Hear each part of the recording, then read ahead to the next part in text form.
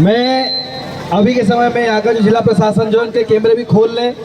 और यहाँ का जो प्रशासन में जो भ्रष्टाचार जो चल रहा है मैं उसको भी बता देना चाहता हूँ, यहाँ पे उजागर कर देना चाहता हूँ, क्योंकि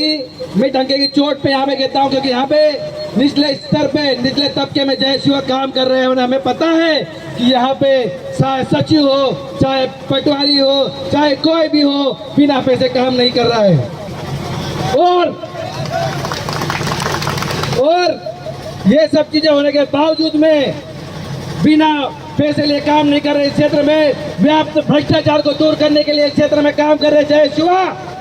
पीले फेटके वाले जब हमें काम करते हैं और जब इनकी दुकानें बंद हो जाती है तो इनको पैसा मिलना बंद हो जाता तो ये लोग हमारे नाम से कार्रवाई करते साथियों। इनकी दुकानें बंद हो चुकी है, इस कारण से लोग जय शिवा के ऊपर कार्रवाई करना चालू कर दिए हैं। इसीलिए मैं यहाँ पर आके एक चीज ये भी बता देना चाहता हूँ कि भारत वर्तमान समय में आदिवासी समाज में शेर के समान दहाड़ने वाले युवा तो है ही है, लेकिन हमारे जैसे संविधान के शिक्षक भी आप भारतीय आदिवासी समाज में आप शामिल हो चुके साथियों। मैं यहाँ के प्रशासन से पूछना चाहता हूँ, panchayat extension for schedule area पैसा एक्ट जो स्पष्ट तौर पे कहता है कि जो ग्राम सभा जो है उसके पास अधिकार होगा अपने क्षेत्र के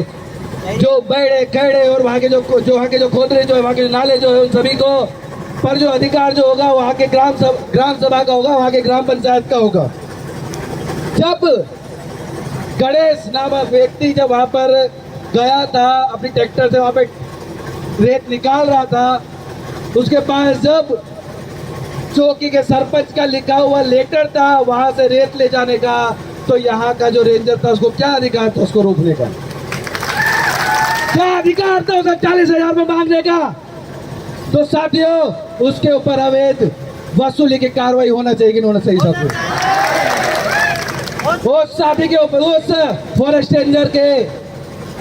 कर्मचारी के ऊपर अवैध वसूली की 390 धारा के तहत कार्रवाई होना चाहिए और साथ में आदिवासियों को जाति सूचक गाली देने की कार्रवाई होना चाहिए साथियों।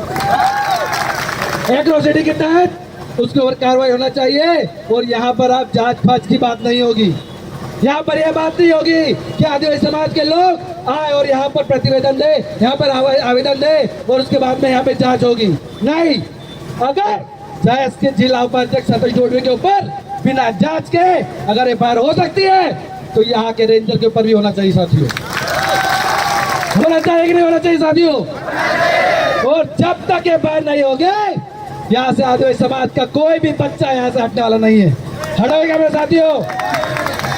जब तक यहाँ पर फॉरेस्ट रेंजर के ऊपर FIR नहीं होगी, 2 धाराएं नहीं लगेगी, एक तो अवैध वसूली की, दूसरी एट्रोसिटी एक्ट अधिनियम 1990। अगर किसी भी आदिवासी वर्ग के व्यक्ति को अगर जाति सूचक गाली दी जाएगी तो उसके ऊपर कार्रवाई होना चाहिए, ये धारा होना चाहिए, ये प्रकरण जो है दर्ज होना चाहिए। और मेरा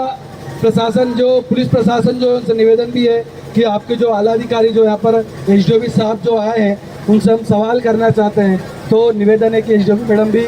आए और हमारे सवालों का जवाब दें।